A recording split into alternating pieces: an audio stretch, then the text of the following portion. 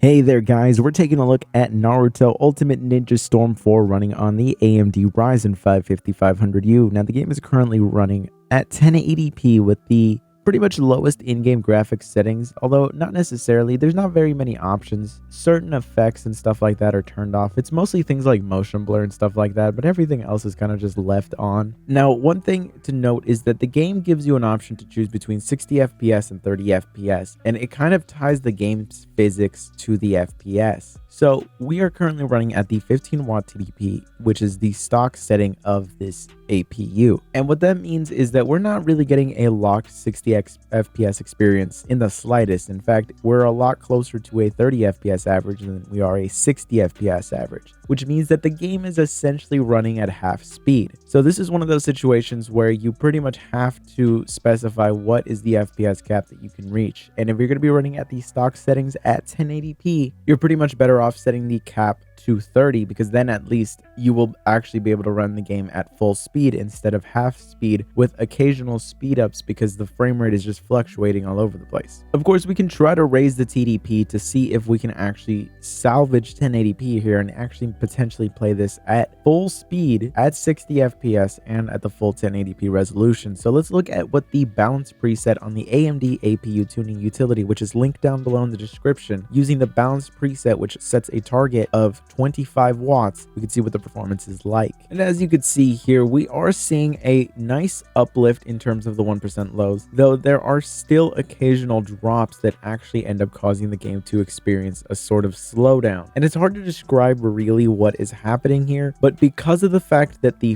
physics are tied to the frame rate, essentially what's happening is that the internal game speed is determined by the FPS. So the moments where we have up to 60 FPS, everything's running at full speed, but then things will slow down as the FPS will drop, and it makes playing the game extremely rough. It is really not an enjoyable experience whatsoever. In this situation, we're still better off just going with a locked 30 FPS, because then we're at least going to be able to get the full game speed. But as it stands right now, the dips that we're having here are just still far too noticeable and are in general going to cause us more problems than really helping us out in any way. Of course, we could try to raise the TDP even more to see if that might boost the 1% lows enough that we won't be running into as many issues. So we can of course go with the performance preset, which sets a TDP of 30 watts.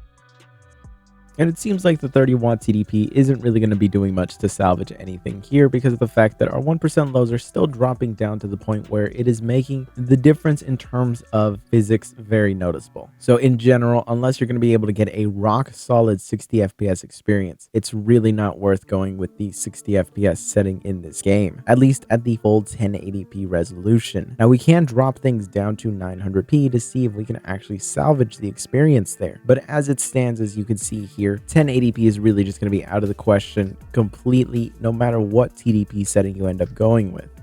Now, I was pleasantly surprised with the performance increase that we got with 900p, though the drops are still present. They are a lot less noticeable, but it is one of those things where at the stock 15 watt TDP, even 900p is going to be a little inconsistent. So you might notice the occasional slowdown here and there. And of course, because of the physics and the in-game time is essentially tied to the FPS, it's going to become extra noticeable. So honestly, I still think that this might be pushing it in terms of playing this with the 60 FPS settings, since we're not really even hitting that in terms of an average, which means that no matter what, at all points in the game, we are going to have at least some level of slowdown happening. And that really just does not seem like the ideal situation to try to play this game with. Of course, raising the TDP at 900p might be enough to actually salvage things, since if we can get a little bit of a boost here, it might be more than enough to actually make this a very, very doable experience. And you'll see here that, of course, we actually see a pretty massive increase here. We are now pretty much hitting a 60 FPS average with 1% lows that are staying in the 50 range. We're pretty much at this point able to fully utilize the 60 FPS experience. This is really just a much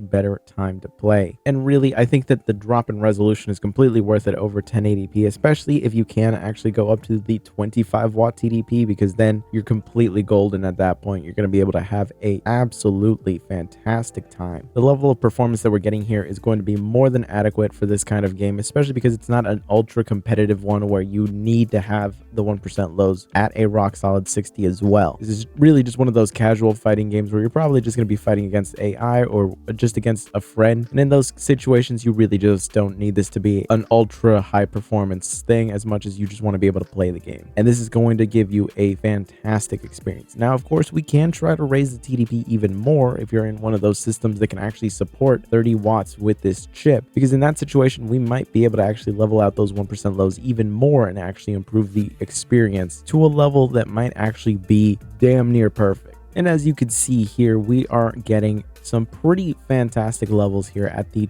30 watt TDP, though you'll see that we're actually barely even going past 28 watts most of the time. It's really just hovering around 25. We're already getting pretty much most of the performance that we're going to be getting out of this. We're not really seeing that much of an uplift in terms of where we were at with the 25 watt TDP, but just in general, it is a really rock solid experience. You can see that those frame times are the smoothest that we've seen so far. It is really just going to be the best overall experience. If your system can actually support the full 30 watt TDP, well, one, you're not even going to really need all of that at 900p, and you are going to actually be able to get some pretty fantastic levels of performance out of this. Of course, if you can't run this game at all at any higher TDP because your system just does not support you going past 15 watts, whether it's a thermal limitation or just some weird hardware lock that the vendor just implemented that just does not let you raise the TDP, well then in that case 30 FPS is the way to go. And you'll see that at the 15 watt TDP we're going to pretty much be able to get the full 30 FPS experience even at 1080p. The 1% lows are only going to dip slightly below that, but it's going to be an inconsequential level of drop. Overall, the experience is going to be about as smooth as you can have at 30 FPS. It's certainly not a bad experience though. After seeing the game running at 60 FPS, even in the most inconsistent ways, it can be a little rough here and there, though to play it, it feels just so much better than having the game just speed up and slow down at the most random times. So in general, this is a better experience than having just an unlocked frame rate and having it fluctuate all over the place. So just keep that in mind when you decide to actually play this game, that you kind of just need these settings to actually be set in a way that actually lets you play this game properly. The FPS is going to be very important here, and it's unfortunate that it's one of those games that tied the in-game speed to the FPS. I hate when developers do that because it really limits what you can do as a small form factor and low-end system user, because you're not always going to be on the best hardware possible. You know, I in particular really love the desktop APUs just because you can make some extremely small systems with them and you can get some decent levels of gaming. But when a game really ties their FPS and physics together, it just creates a situation that's just overall going to make trying to get a playable experience really unnecessarily difficult. But at least the game itself here is playable if you decide to go down the 30 FPS route. And I will say that this game's campaign is one of the best ones that I've seen for an anime game, and it does a really good job of actually representing the show. So if you are just nostalgic over the series, I would definitely pick this up during the ongoing Steam sale or using our G2A affiliate code down below to pick it up cheap and help support the channel. Anyways, I hope you guys found this video interesting. If you did, be sure to subscribe, and I will see you guys in the next one.